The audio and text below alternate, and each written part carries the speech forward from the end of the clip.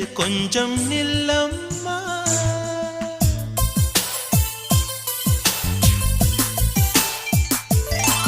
நான் வானவில்லையே பார்த்தேன், அதை காணவில்லையே வேட்டேன். ஒரு கோடி மின்னலை பார்வை ஜன்னலால் வீச சொல்லியா